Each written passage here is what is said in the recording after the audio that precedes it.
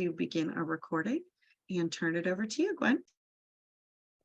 Thank you so much, Christina. Welcome back, everybody, or if you're just tuning in, welcome. Like Christina said, my name is Gwen Washington. A little about my background. I spent nearly 20 years at the DC Public Defender Service doing all sorts of things related to criminal defense, ancillary matters, and I am honored to have such distinguished panelists here today. And I'm going to let them introduce themselves and talk about their backgrounds, and then we'll jump into a discussion. So first is Andrew Wise, my former colleague at the DC Public Defender Service. Hi, everybody. My name is Andy Wise. I've proven that I'm technologically incompetent. I think Christina has just changed my name because I was appearing as Gwen Washington. I am presently a partner and the chair of the litigation department at Miller & Chevalier. But I started my career, as Gwen said, as a staff attorney at the Public Defender Service, where I worked for 5 years after having spent some time there, both as an investigator and a law clerk back when I was in college and law school.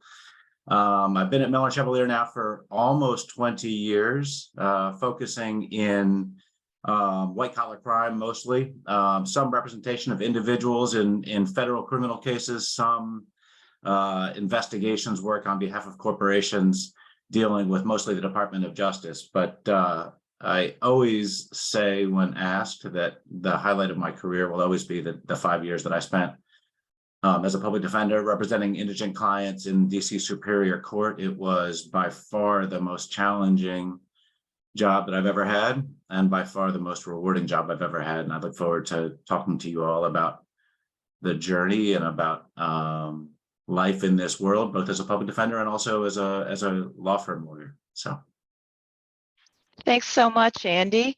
Okay, and next we have Emily. Hi, everyone. Thank you for having me on this panel today. Really excited to speak with everyone. So my name is Emily Olson-Galt. I am the Director and Chief Counsel of the ABA's Death Penalty Representation Project. I've been here for about 15 years now. It'll be 15 years in September, which is hard to believe.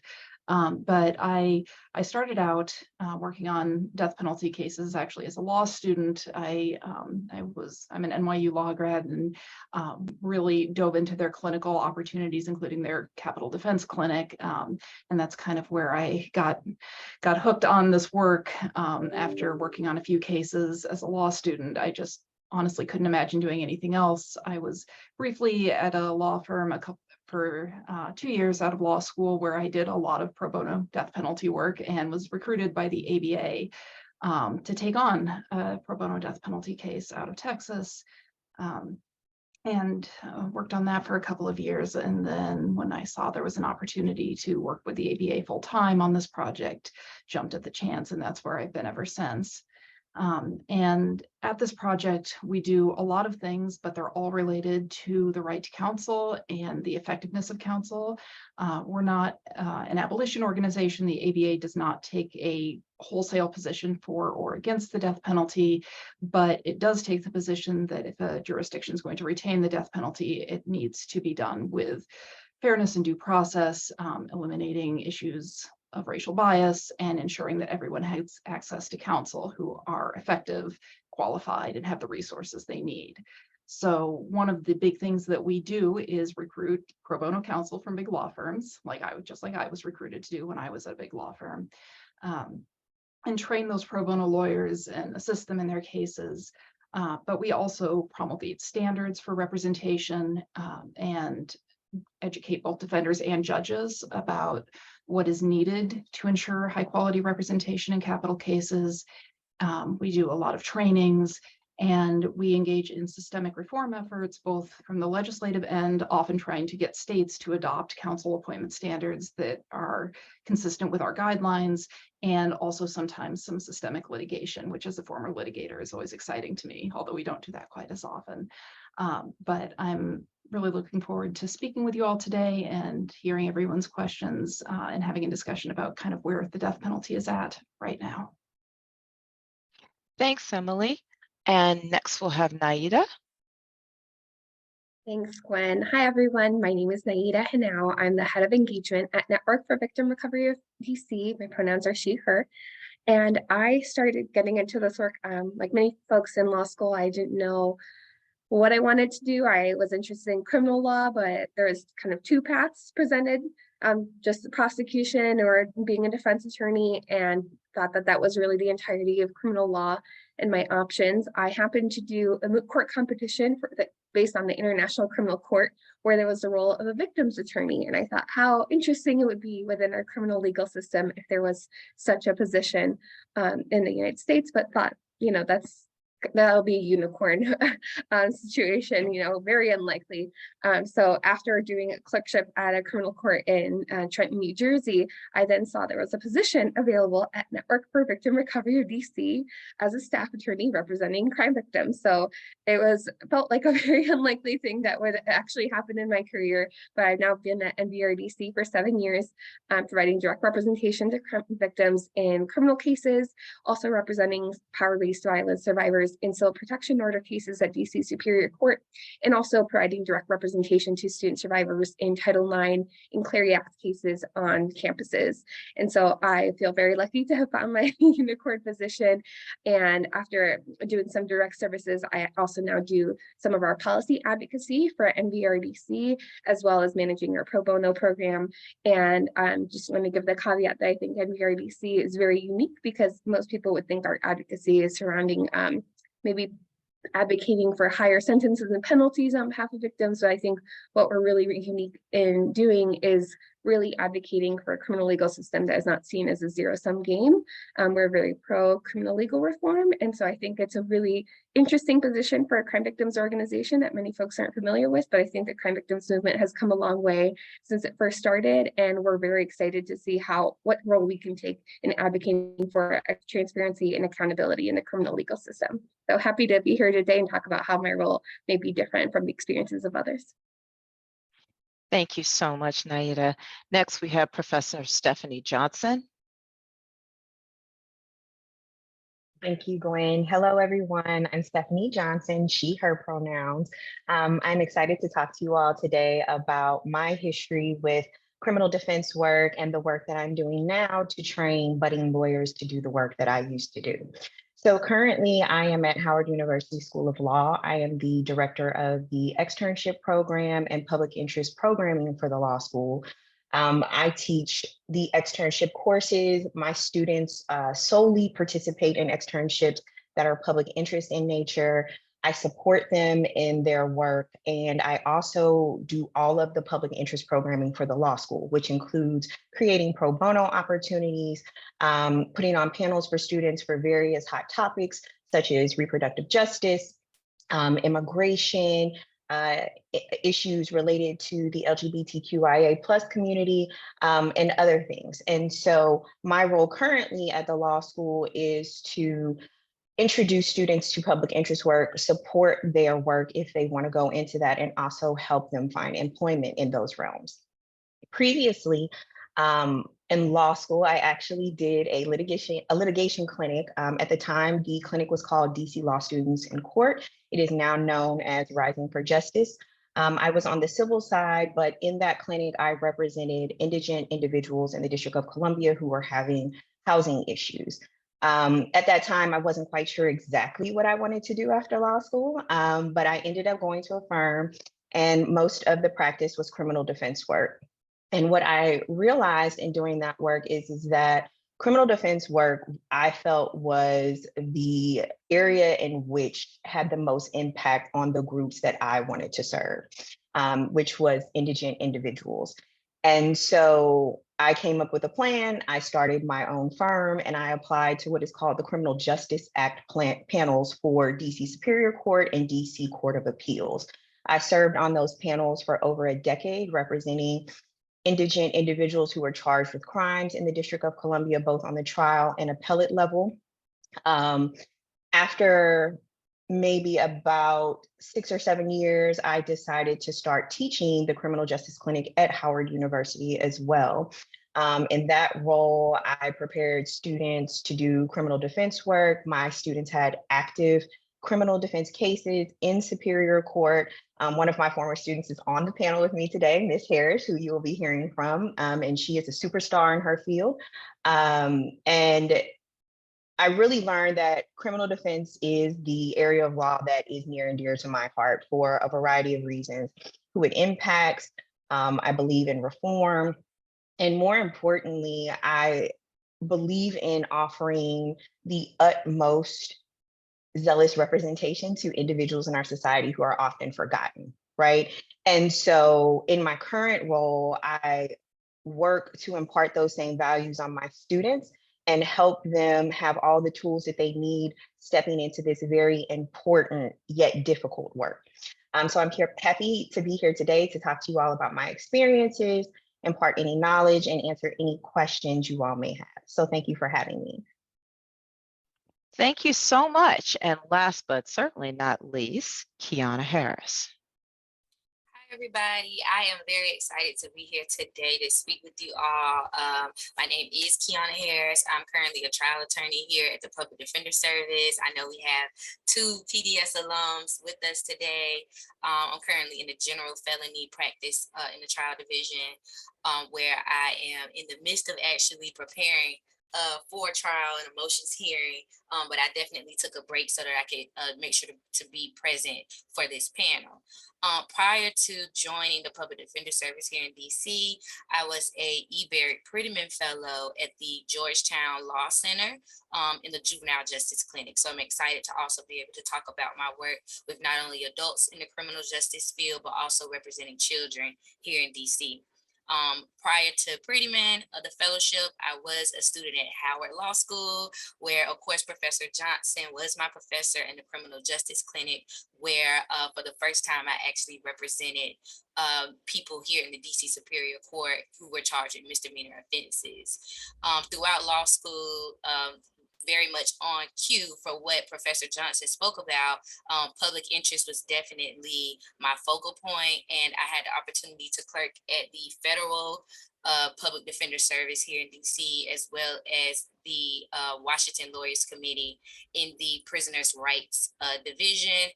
And I also had a very small stint in the U.S. District Court of Maryland, where I was a judicial intern.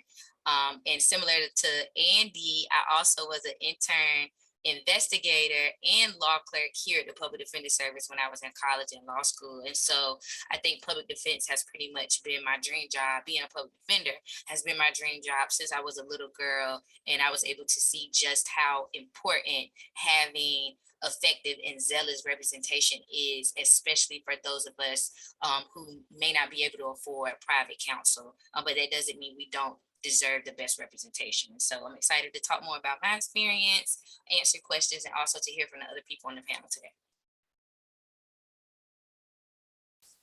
Thank you so much, Kiana. All right. So, you know, folks, we've got a very distinguished panel here, and we have a very lively discussion that we're about to jump into. And so the first thing I want to talk about is Gideon versus Wainwright. For those of you in law school who may not have heard of this yet or didn't have Crim Pro, it's the right to counsel Supreme Court case that came out. And this year is the 60th anniversary of Gideon. And let's talk about that, y'all. I mean, there's right to counsel, but what really frightens me, quite frankly, is some of the rocket dockets around the country, or the fact the erosion of rights to counsel, especially in states that may be not as sensitive to people who are in the criminal justice system, or not sensitive, rather empathetic. Does anybody want to talk about Gideon? Just jump in. So I'll jump in. So yes, Gideon was a hallmark case. I think we all appreciate that it is offered those in our society who do not have the money to pay for an attorney. However, Gideon is a very limited case, meaning that it only offers representation to individuals charged with crimes. And the way I've seen that translate in different jurisdictions is crimes can be classified differently. Sometimes when you're dealing with things that are on lower level, like traffic offenses that do carry jail time, sometimes a jurisdiction can get away with saying that is not the type of case in which an individual should be guaranteed counsel.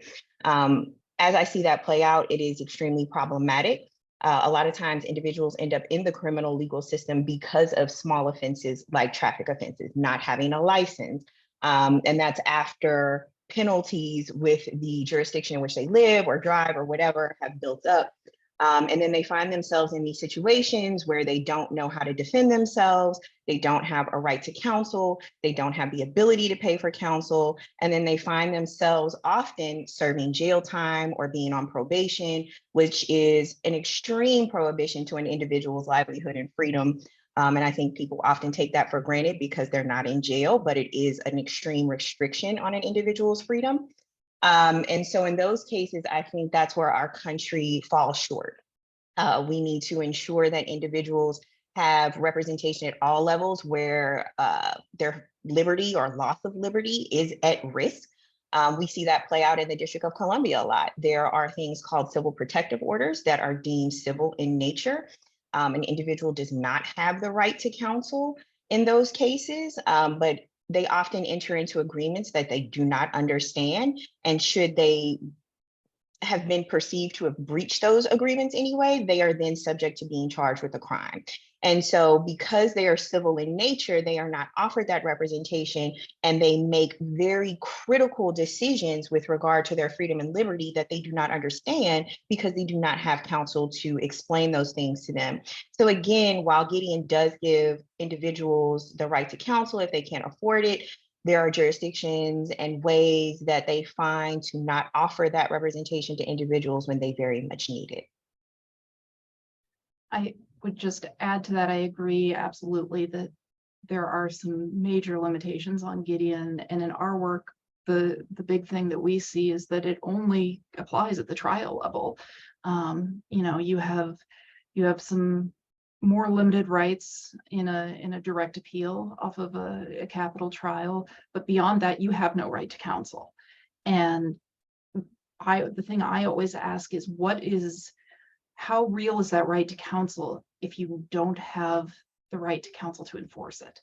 And you know, in capital cases, I think in most cases, when you're saying that you were denied the right to counsel, whether you were just completely denied a lawyer, or more commonly, your lawyer just didn't act as they should have, they didn't functionally act as effective counsel, the way you have to challenge that is in post-conviction proceedings. And you have no right to a lawyer to help you do that. And it is technically complex, it is factually complex, it requires extensive development of outside facts and introduction of new evidence. And asking someone to do that from prison cell, from death row, from solitary confinement is nearly impossible. And so it's all well and good to say that we have this, you know, sacred right to counsel, which I fully believe in, but the fact that we don't have a mechanism to adequately enforce it is a huge problem. And that's something that we are constantly working on and trying to push back against in our work, both at the individual level, putting these law firms on cases so that they can go in and make these claims that trial counsel was ineffective, but also pushing states, even if they aren't constitutionally required to do so, to appoint qualified counsel anyway that can raise these ineffectiveness claims. Andy, And I saw even- you come off of mute. Go ahead. Yeah, I was just going to say, I mean, I'm glad Emily jumped in because I've learned not to ever speak right after a professor. So, but she made a great point too. So maybe I should keep my mouth shut for a little bit. But I think it's all, I mean, one of the things that is so discouraging to watch these days is how cynical the Supreme Court is in dealing with the definition of effective assistance of counsel at the trial level. I mean, we just see some egregiously bad lawyering. And look, trying cases is really hard and you have to make a lot of strategic choices, but we see cases all the time coming through the appellate courts where it's clear that these lawyers were not making strategic decisions. They were unprepared. They were woefully uninvested. Some of them are under-resourced, and that part may not even be their fault just because of the systemic issues. But the Supreme Court has gone out of their way to say, that's not a problem. That's, you know, that's effective. When any reasonable arbiter, whether you're liberal or conservative, would understand that that's just not even close. And that's really a problem. So, you know, it is so discouraging to watch some of the disingenuous decisions that come down.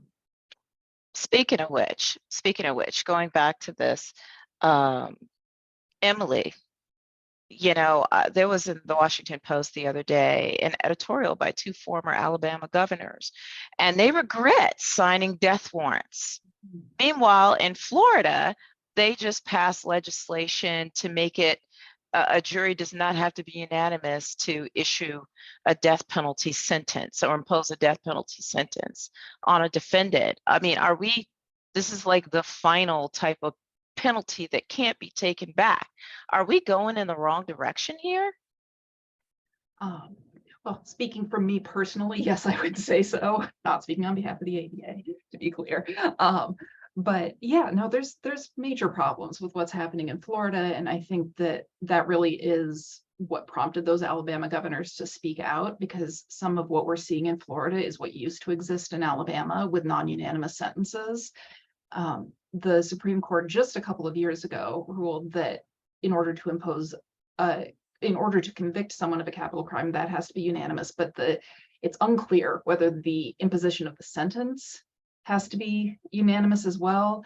And I think we're probably going to see that back up at the Supreme Court. It was there, and they dealt with it in a little bit of a roundabout way in Hearst v. Florida, but I think it's probably going back up now that Florida has passed this new law.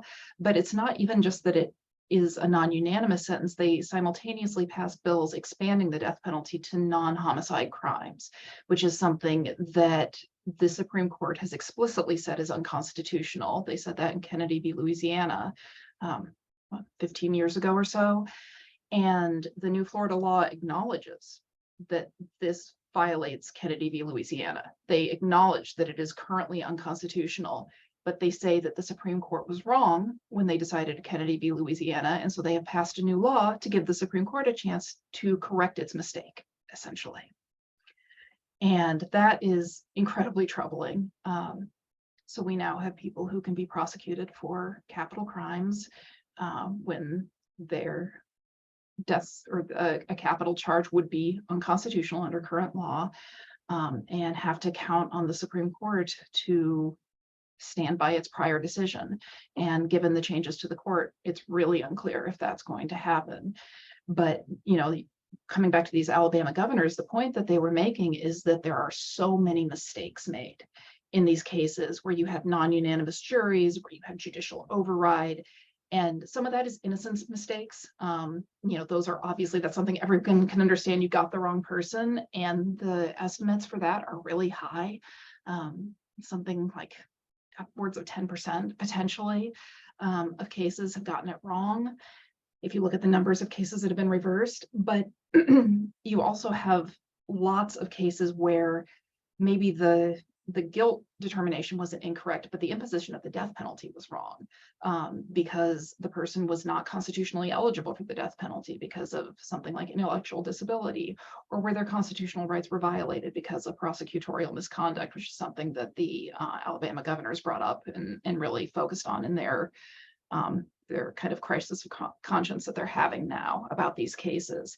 And when you have a non-unanimous jury, that really just invites more problems. It invites more error. And so the fact that Florida has now opened that back up, I think absolutely is problematic, and that we're going to see a lot more cases where people's rights are violated and where they're going to get it wrong. That's very concerning, to say the very least. And quite frankly, there's a recent Supreme Court decision, as Andy and Stephanie touched on. They didn't touch on the decision, but the fact of ineffectiveness, assistance of counsel, or people who are without counsel, if they need post-conviction relief, that's been shut off to a certain extent, which is crazy, quite frankly, because there's always newly discovered evidence. So that's, and it sounds very procedural and technical when you read the case. So I think it's a lot of people have kind of missed the importance of it, because it does sound so esoteric when you read it. But what it boils down to is that when federal defenders get a case, and you do have a statutory right to a federal defender in capital cases. So, you might get a great lawyer. We have amazing capital habeas units throughout the country that provide representation in federal courts in death penalty cases. the Supreme Court case says you can't introduce any new evidence at the federal level. It effectively shuts down any new proceedings where you can put on new witnesses or introduce new evidence. And that's even if you can show that your state counsel was constitutionally ineffective, or you didn't even have state counsel, because again, there's no right to it. So even if you had no lawyer at the state level, and there's evidence out there that you were constitutionally ineligible for the death penalty, that you were innocent, that there was blatant racial discrimination in your trial, it doesn't matter. Your federal lawyer is not allowed to introduce that evidence anymore. And even with a showing that your state counsel was was ineffective. And so we're in a really bad spot right now, where at the stage where you can introduce evidence, you have no right to a lawyer. And once you get a lawyer, you have no right to introduce evidence. It's a terrible catch-22 for people on death row.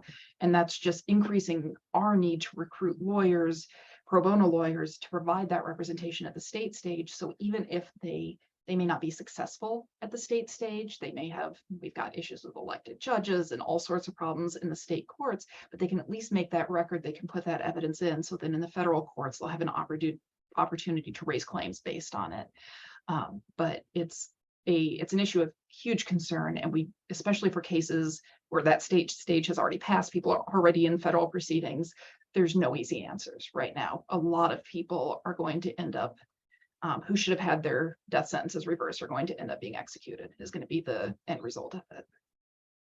You know, that's frightening. And so the impetus is more on those line public defenders to make sure they're getting it right. And I think, as Andy mentioned, they're under-resourced. A lot of them are unprepared.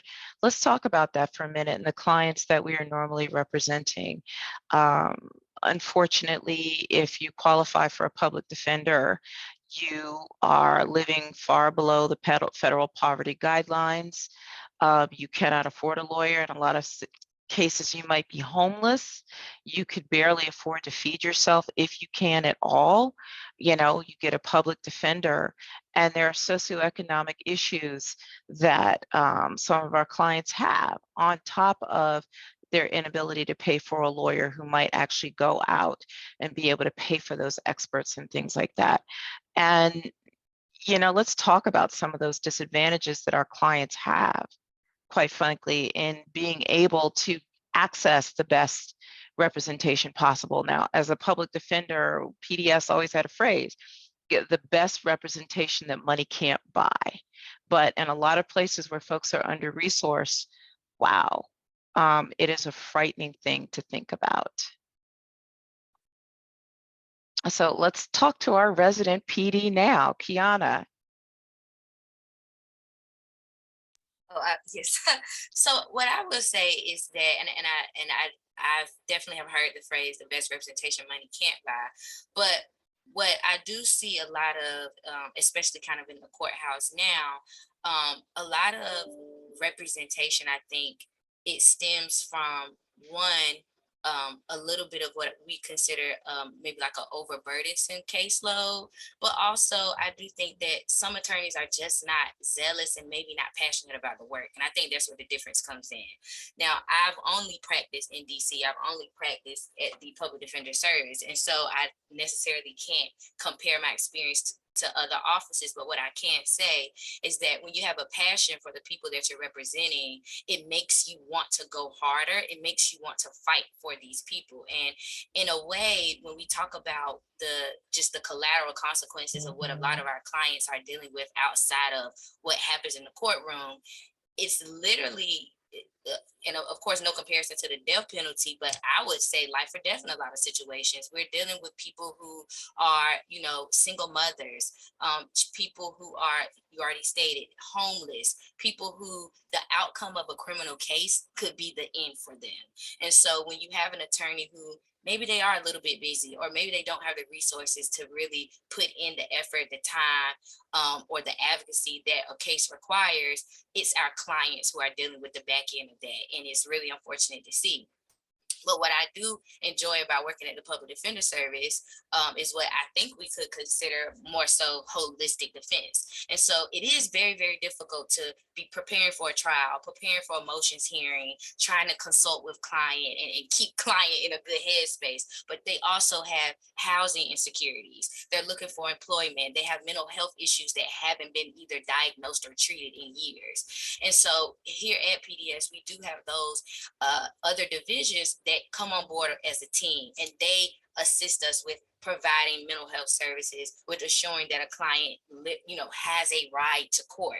There are literal daily necessities that our clients don't have, that it impacts the way in which they're able to participate in their own defense. And so I'm very lucky to be at an agency where we take all of those things into account. We take it seriously, and we spend a lot of time telling our clients stories. And I think that to tell a client's story makes a difference in not only how the case is presented in court, how a prosecutor may view your client, not all, some, how they may view your client, and how a judge views your client. Because if you're not providing quality written work, if you're not showing up to court prepared, if it doesn't seem like you care about the outcome of the case for a client, I don't think you can expect anybody else in the courtroom to do so. So I think that aside from the resources that a lot of other public defenders offices don't have, I do think that having a passion for the work is probably the priority. It makes the most difference, regardless of what the resources may be. Thank you so much, Kiana. Other panelists, jump in. If you get to a point where you're not preparing or you're not afraid, I think, Andy, you mentioned this the other day, should you continue doing criminal defense work? I'm going to say no. So I'll jump in. So I have a little bit of a different perspective than Kiana, and Kiana is absolutely right. The Public Defender Service in the District of Columbia is a premier public defender office. There are many other divisions that provide their clients with wraparound services like mental health issues, collateral civil litigation they might have to engage in as a result of their criminal case, but they are not like most public defender offices in our country, right? Most public defender offices don't have federal funding, which makes the Public Defender Service in DC a little different. Most public defender offices have very little funding. I remember years ago watching a documentary on HBO, I believe it's called Gideon's Promise, about various public defenders offices in other parts of the country. And the lawyers are underpaid. They don't have support staff. They don't have investigators. They don't have paralegals. They're doing all of these parts of yes, Gideon's Army, thank you. They're doing very serious cases with very little resources.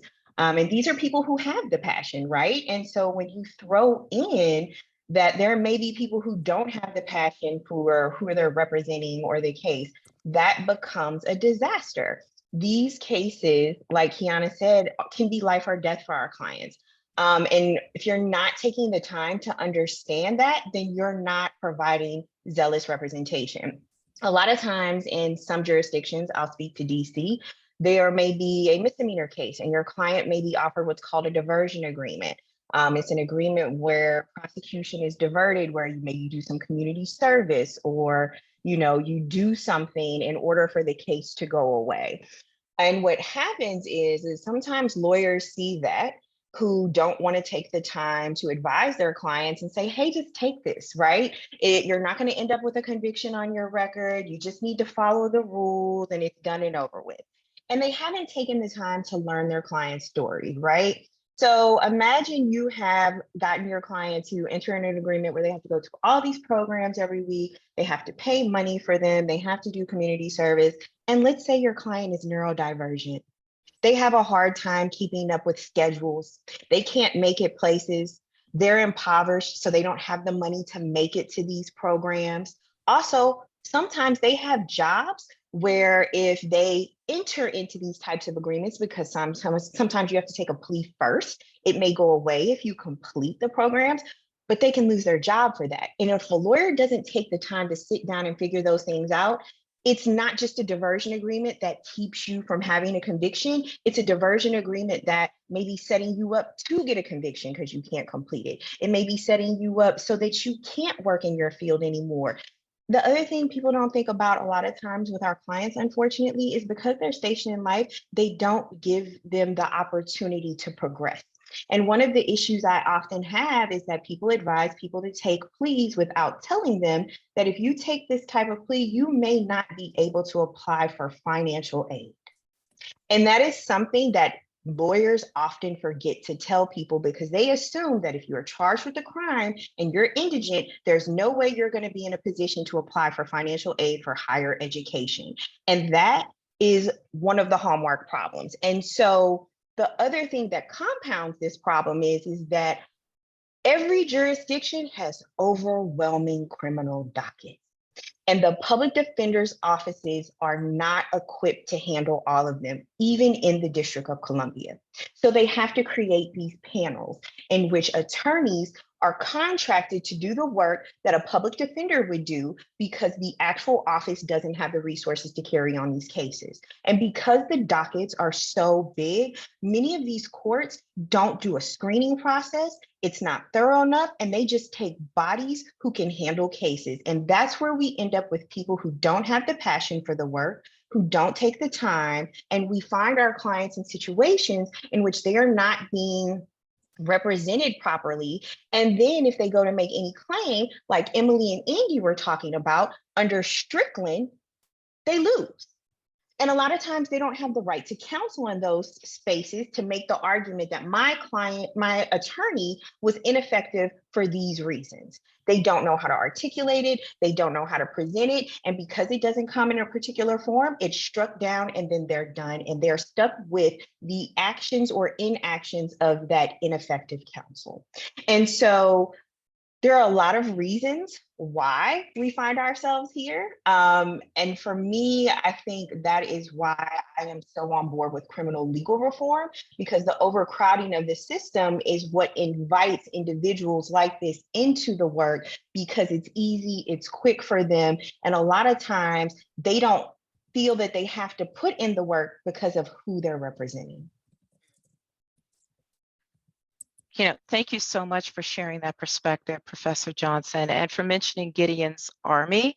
In fact, Jonathan Rapping, the founder, was a colleague of mine and Andy's at the Public Defender Service. I was very proud. Actually, I was his law clerk when he was just a misdemeanor attorney, brand new to PDS.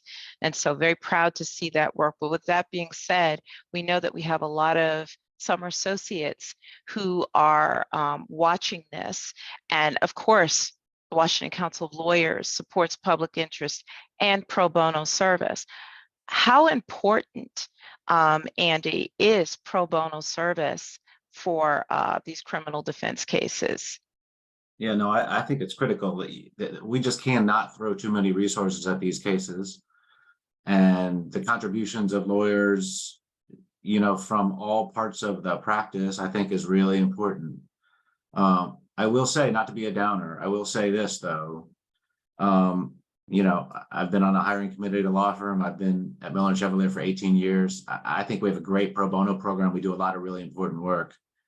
But I don't want any young lawyers out there to think that that going to a law firm and doing pro bono work is a substitute for kind of just getting into the fight and doing it, at one of these other organizations from the start. First of all, you cannot learn how to try cases other than by trying cases. It'd be like if somebody gave you a bike and said, you get to ride this bike every 9 months, and you may fall off, but 9 months from now, you'll get back on it again. I mean, when I was at PDS, I fell off the bike every day for a while, probably past the day I left.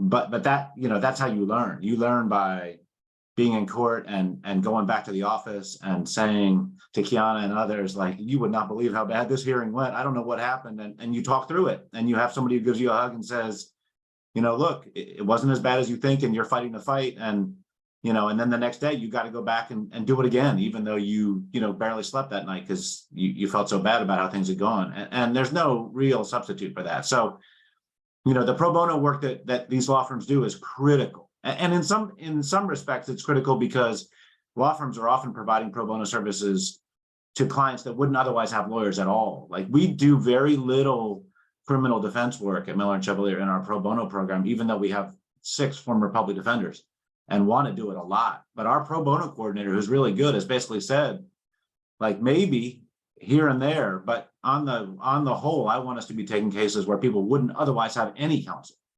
And so it's very valuable. But it's also, I think, important to recognize, you know, if you are sitting in law school and thinking, I really want to go do public interest work and be an agent of change, the law firm will always be there.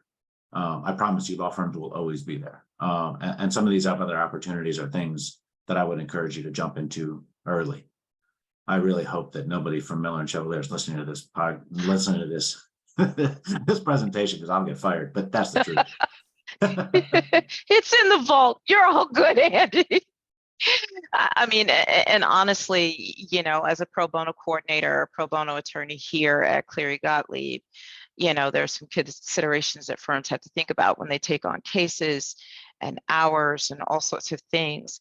But one thing I want to go back to, Gideon and Civil Gideon, because I have a background in eviction defense.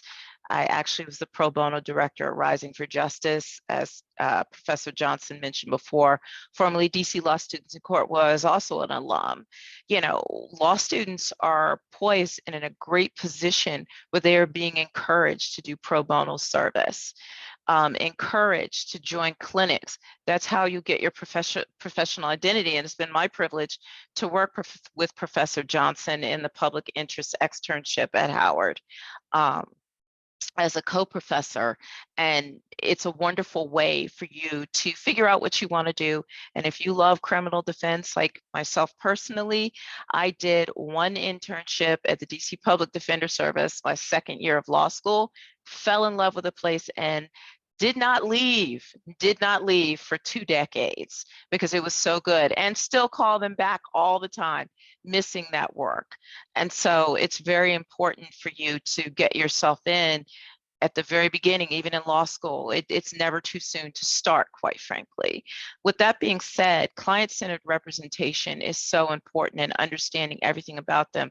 And I worked with NVRDC while I was in PDS. Bridget Stump, the founder and executive director, would represent complaining witnesses. And I think a lot of people think of victims and complaining witnesses as a binary situation, especially in domestic violence. And you learn that it's not. There are mental health issues. There's a lot going on. Naida, would you speak to some of that?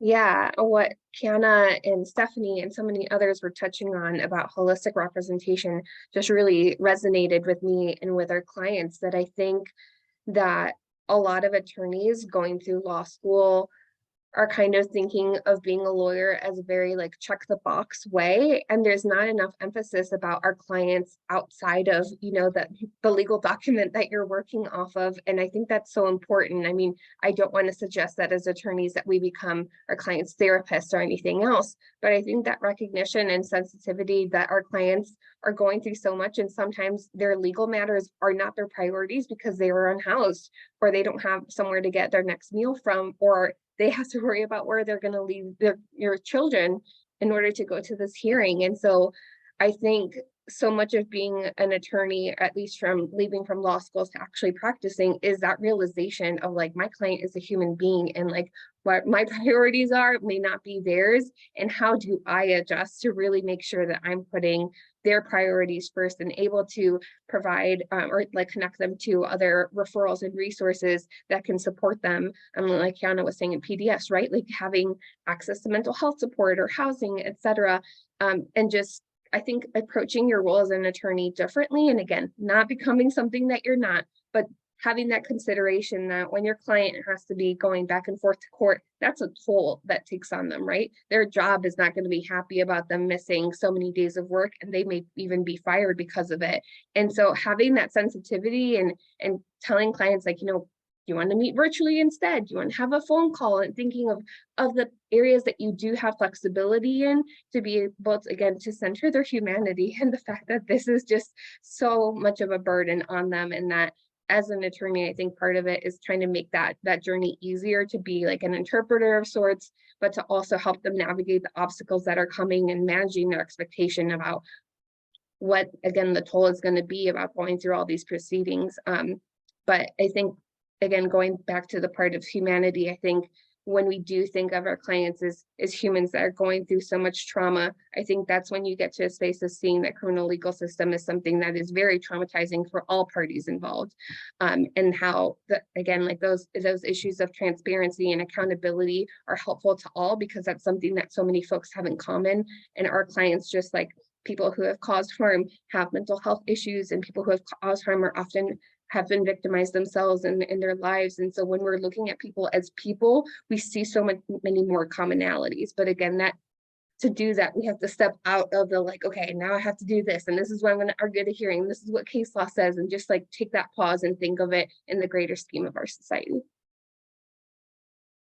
I think that's like amply said, amply put, quite frankly. And with that being said, knowing that our clients have gone through a number of different issues, and their families have gone through a number of different issues, mental health being one of them. I mean, the DC jail, people suspect, or there's statistics who actually show that it is the largest mental health provider in the District of Columbia.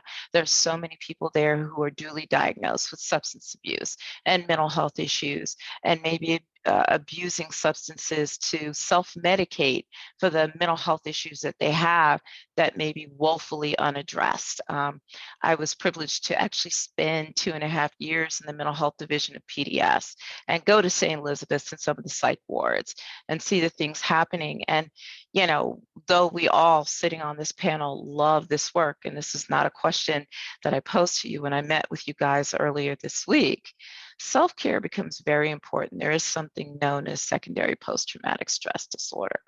And just so we can let the folks know, you don't have to grind yourself down until there's nothing left. What are some great tips for self-care in doing this kind of work? And anybody can jump in. So I would love to start, because I think I should be the poster girl for self-care. I take it very seriously. I think that what I keep in mind is that in order for me to be a great attorney, in order for me to provide the best representations for my clients, I have to take care of me first.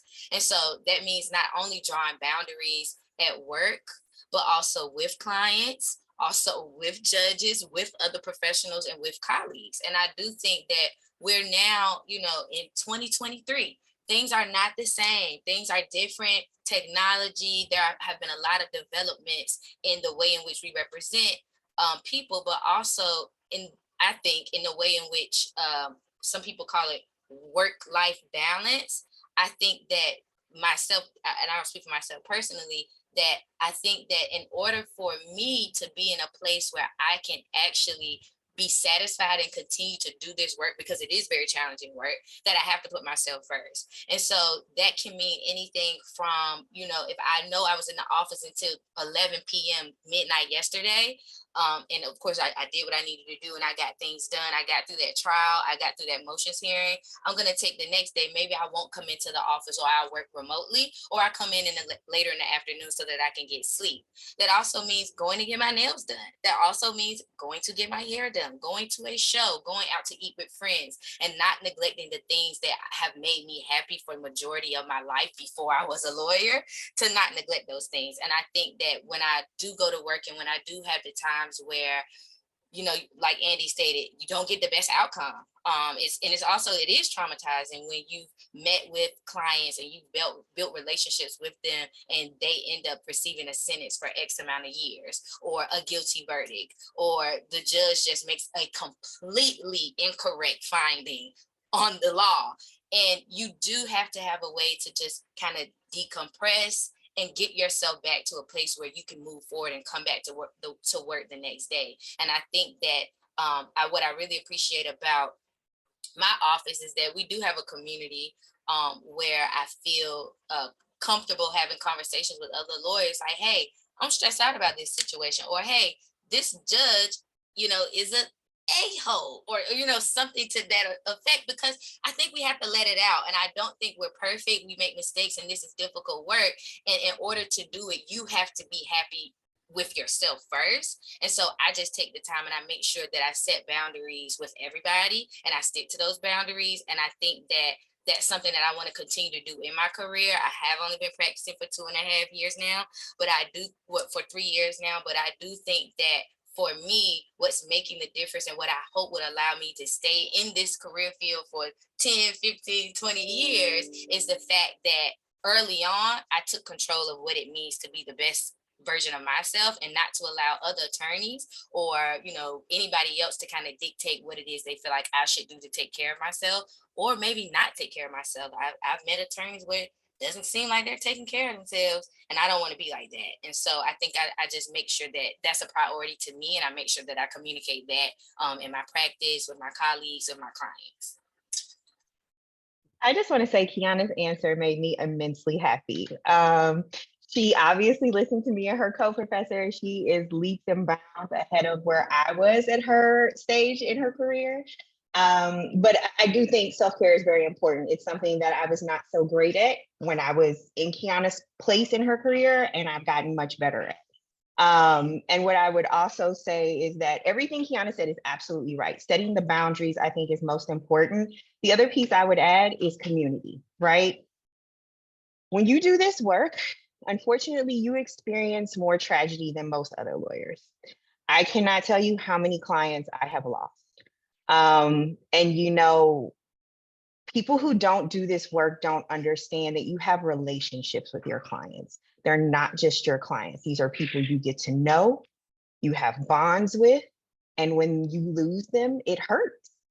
And you need to be able to talk to people who understand that. You may have people in your life, your friends, your family, your partner, whoever, and they're not going to understand that. And I think that it is so important when doing this type of work or public interest work in general, because they're such heavy subjects, to have people who can relate to your work, these bonds you have with your clients, your colleagues, so that when things like this happen, you have a sounding board. And like Kiana said, you can let it out. And I will also be very candid. I noticed a shift in being able to take care of myself better when I started going to therapy. And I really like to talk to people about that. I talk to my students about that frequently because I think the stigma needs to be taken out of it. Therapy is an extremely important thing, whether that means actually sitting down with a trained therapist or having a space to talk to people, whatever your therapy may be, but you have to have that outlet. You have to have that sounding board. And the other thing is that we deal with really confidential stuff, and sometimes we're not comfortable talking to other people about that. You can talk about that with your therapist. Obviously, you can't use names. You have to be discreet, maintain attorney-client privilege, but sometimes you want to talk about things that you're not comfortable talking to other people about. And so I think therapy and community and setting boundaries are the best thing you can do for yourself to protect your peace and make that you're showing up as the best version of yourself for your client. I think beautifully Now, put, Professor Johnson. Oh, okay. Go ahead. No, go ahead, Yeah, Kiana. Drop the pearls of wisdom. Yeah, so what I think, and I'll just give an example, because I know we had a conversation about war stories, but just this morning, I received a notification that a client of mine who I represented when I was a Prettyman Fellow in the Juvenile Justice Clinic was on the lockup list, which is essentially just kind of digest of everybody who was arrested in the district last night he was on the lockup list for an adult case for armed carjacking. And immediately, it kind of put a damper on my morning, because I remember when he was 16 years old and he just turned 18. I remember when he was 16 years old, I remember seeing him and just building a relationship with him, because at the time I was, fresh out of law school as well. So we didn't have much of an age difference. And so I heard in the work, and I immediately went down to the cell block to see this client and to have a conversation with him. And I could just literally see like the weight, a little bit of the weight coming off his shoulders, to see a familiar face, and for, like his attorney to say, I don't know, I'm here, no, I won't be representing him on that case. I'm hoping that I can. So I'm talking with my office about it, but I think that those were one of the moments where, for me, kind of what Professor Johnson was just talking about, where we build these relationships with our clients, and it is very heavy work. And I do think that in order to do it well, you do have to take care of yourself, because otherwise, maybe some people, they may have seen client's name and say, I don't feel like dealing with that today. I'm not even in the space, or, why in the world, what happened? Why is he in this situation? But for me, it almost was like an alert for me to say, go and check on this person. And to me, I think it made a difference. It made me feel better because I was able to see, he's okay. He's going to have to go through this situation. But I just think that is kind of like a real experience that we go through all the time, and it's not easy work. But I do think that at the end of the day, what makes it easy for me to continue to do the work and proud of the work that I do is that I know I'm putting my best foot forward, and I'm doing the best job I can for my clients. And they tell me too, they say, oh, you did okay in there today, and then sometimes they'll say, well, why didn't you do that? Why didn't you say that? And I say, okay. Well, this is why, and I try to have those conversations with them, because they will tell you how they feel about you. But I think today was just one of those moments where I'm like, I'm glad that I'm doing this work, because I felt like I really made my client feel better, because he remembers me from when he was just a teenager. So. Yeah, I think what Kiana just said is so important, right? Because this work is really hard, and if you're doing it the right way, you're like, as the professor said, you're going to have some bad days. Part of what's hard is to be a good trial lawyer, you got to really buy into your theory and your case and your client. And so, I had a stretch near the end of my career at PDS where I tried a bunch of cases, and I just got to the point where victories were a relief, because I was so convinced that I should win that the verdict was just, kind of a, yeah, of course, right? And a loss was crushing. And so rather than having some really high moments and some low moments, I had, some moments of, thank God that train didn't run over me, and some really low moments. And part of it was that I didn't do what Kiana just said about today, which is I didn't celebrate the everyday moments that we really have as lawyers doing this work, which is there are a lot of days where you go stand up next to a client that the legal system has kind of run over at a status hearing. And it's the first time that your client's actually been treated with respect and dignity by somebody in that system. And that's a victory. That's something we're celebrating, right? I'm not saying that you shouldn't strive to win the case and to vindicate your client, but what I did not do enough when I was a public defender was recognize all of those small moments that were something short of a not guilty verdict, right? And if the only time you take solace in the job is at the not guilty verdicts, you're not going to have enough days where you really celebrate all the things that you're doing that are really valuable. I just want to echo that, because I think that's really important and something to keep in mind, and something that I think students who are young lawyers thinking about going into this work and think, I can't do this, I'll never be able to survive it if, I lose.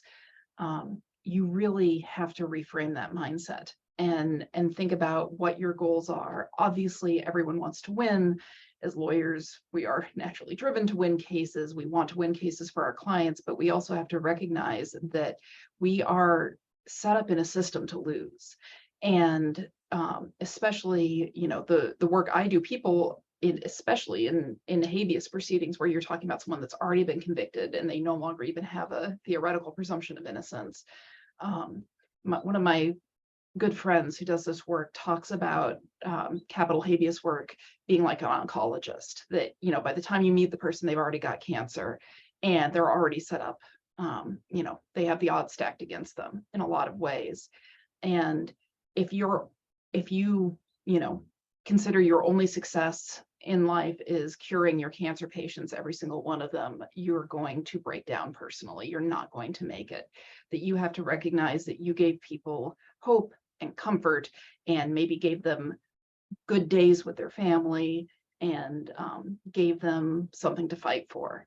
And that's something that we talk about a lot in capital defense, because most of our clients are going to die. And it's really hard. And especially when you're close to them, it's incredibly hard. We had an execution last week in Missouri that was really just, it was a client he was only 19 when the crime was committed, but was mentally younger than that and was just a scared kid. And when they, obviously this was many years ago and he was older now when they executed him, but I saw them executing that scared kid last week. And that is, I mean, it's hard to deal with, but I know that we fought for him and he knew that we were fighting for him. And he knew he had cases at the Supreme Court until the very end. His lawyers just kept filing pleadings. And I mean, legitimate pleadings with legitimate claims. Of course, with this court, they didn't win, but they gave him that hope. They gave him that comfort that, he didn't have to sit there and face his execution with no hope left. His lawyers did that for him. And, we were happy to support him in some small way with in support of clemency and helping his lawyers out. And for me, I have to hold on to that as a capital defense attorney. I just have to hold on to that piece that I did do that good. I can't look at the good I couldn't do because that was out of my control. What was in my control was to give that everything and give him everything I was capable of giving. And we did that. And that doesn't mean that the hurt goes away. It doesn't mean you don't cry over it, because I absolutely do, but it makes it bearable and it makes it so you can go on and fight for the next person, knowing that you have put something good out into the world. And Emily, that was amply put. And the whole point of this, the whole point of criminal defense, pro bono service, public interest service, is that we are helping our clients to access justice. And there's nothing greater than having your clients say, I know you fought for me. I know I was hurt. Thank you, and counting your victories differently. So at this point, and I'm sure folks have questions, if you want to put them in the chat, we will answer them. And I realize that some may have to go on this panel. If you do, please go ahead and go. But I'd love to talk a little bit longer if we could. And please ask those questions. But there's one comment in the chat from Christina talking about the trauma that our clients are facing. And, new studies show that people are not fully mentally mature until age 25. Yet still, you have people who are serving decades in prison for something that they did in their teens or early 20s, or things that they may have done when the onset of different mental illnesses like bipolar and schizophrenia. It doesn't usually manifest itself until people are in their late teens, early 20s. And it's often in a jail cell after an evaluation that people find out, oh, this person has a mental health disorder. Well, we're going to go ahead and charge them with the crime instead of getting the help that they need. I can see the need for a reimagining of the criminal justice system. And I think Naida talked about that. Restorative justice is very important because you've got folks who were raised behind the 8 ball, literally, to parents with substance abuse issues and mental health issues of their own, not having everything they needed as a child growing up. I know my summer associates are traumatized because we listened to some tenants talk about what's wrong with their units, rats eating up their furniture and clothes. You have this to deal with and then have to make your way in the world. Because you're impoverished, you're not getting the same justice other people are getting, unfortunately. What are some of the ways that we think that the criminal justice system could be improved, if at all? Well, I want to start there with the prosecutors. I think that the way in which prosecutors are entrusted with a level of discretion that is, I think, is scary. And I think that it's not really founded really. I don't think it makes sense, because what we see normally, and I'll just talk about my practice, are prosecutors who are coming in and out of the U.S. Attorney's Office or whatever office. They're coming in and out. And I don't know if it's necessarily in hopes of obtaining litigation experience, or maybe a career stepping stone to something else, but what we're talking about are people's lives, right? And what we're talking about are decisions to extend, creative resolutions that would actually help change someone's life and prevent recidivism. And those are just not options that are, I think, seriously considered. And I think that when we're looking at what a person is accused of or what the allegations are against someone, I think that we are doing a disservice to society when we don't consider the whole picture.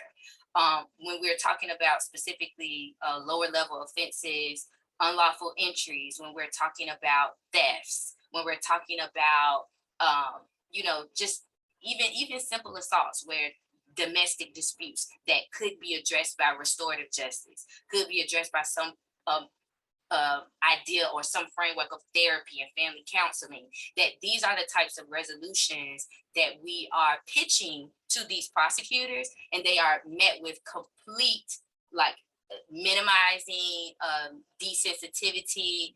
And it's, in a way, not only does it make our clients feel as if they're helpless, but it also makes us as attorneys feel like having conversations or trying in a way to negotiate and get to a common place with the opposite side, it's a waste of time.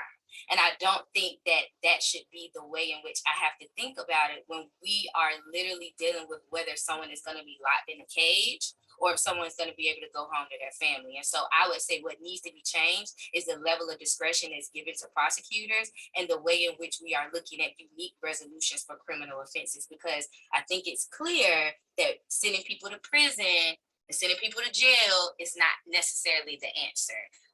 Now, granted, I don't necessarily subscribe to being an abolitionist, but I think I do have common sense. And I don't think it's making a lot of sense to continue to try and over police certain communities and lock people up in a hope that, well, maybe, they stay incarcerated 23 hours in a cell for 5 years. When they come out, they won't do it again. I just think it's not realistic. And I think that the prosecutors need to be held to a standard of where they are actually taking into consideration real life consequences and why people are being introduced into the criminal justice system, and not just, well, let's just set a trial date.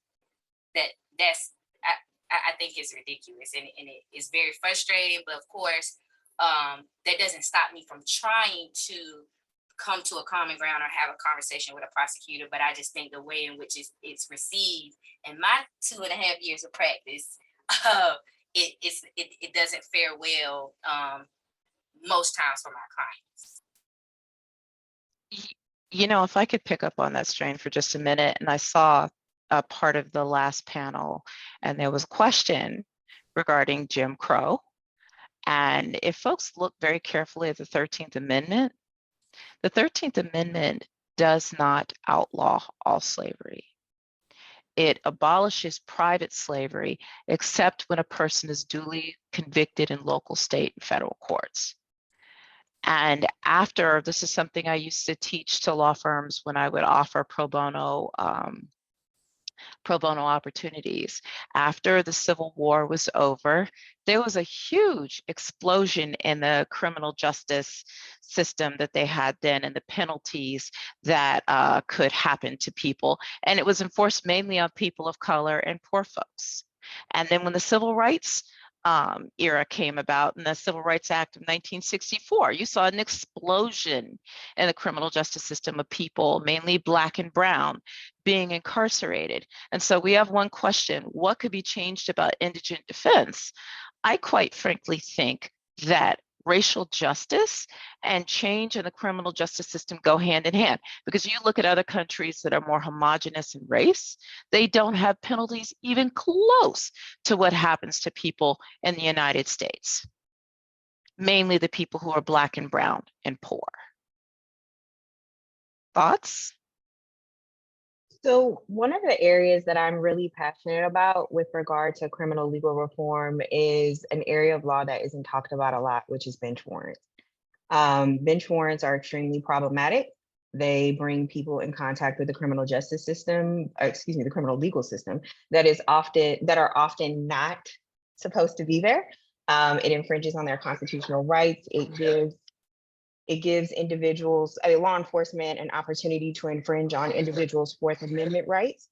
And my issue with it is that it literally takes individuals' bodies off of the streets and put in law enforcement hands over maybe something as simple as a parking ticket in some jurisdictions or a civil citation.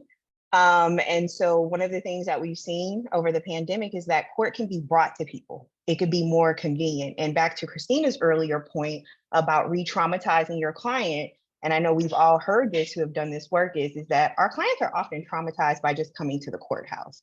They have bad memories of being there. They've had terrible experiences, and sometimes they just don't come because it's too traumatizing for them.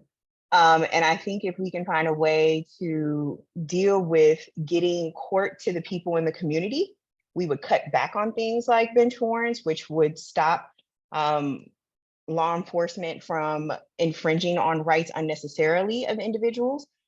It's a small piece, but I think it could make a big difference, because I'll give you an anecdote. I had a client, she had a variety of mental health disorders.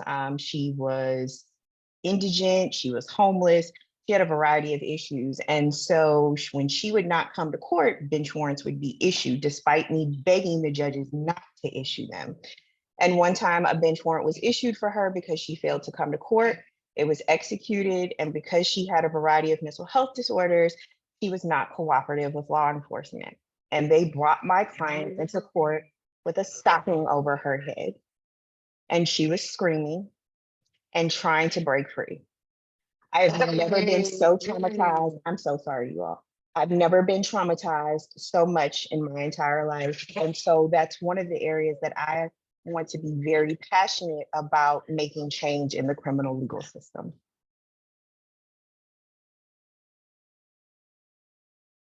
I think I testified, I said before that I did a rotation to the mental health division, and I had a trial for a client who had several arrests. And, you know, your clients, when they're in trial, you know, they sit shackled. They do, whether they're in clothes or a jumpsuit, they have to sit shackled. They could be, you know, there in that uncomfortable position for hours, shackled, listening to all sorts of horrible things going on. And my client moved wrong. And the US Marshal grabbed my client, slammed him to the floor in front of the judge, who was also a former public defender, and then slammed him up against a wall. And watching the way that law enforcement, and then I realize they're in difficult, life-threatening positions as law enforcement because they never know what to expect. But there's no requirement for law enforcement to have mental health training whatsoever. And a number of cases that police officers will come in contact with are people who are having psychiatric issues or psychological breaks.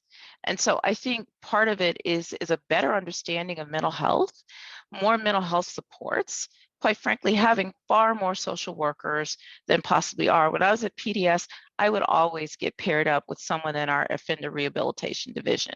And they were open to the folks in the Civil Criminal Justice Act panel as well, because 9 times out of 10, there was some mental health issue going on that was sorely neglected. So I think that that's super important to have, you know, and it goes hand in hand with being a good lawyer and being able to not re-traumatize your client.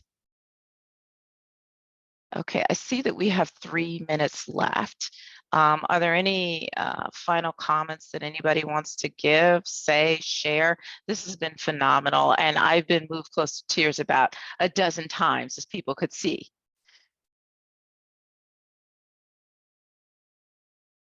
All right, I think we've said it all. And of course, definitely reach out to us, and I will hand this back over to Christina.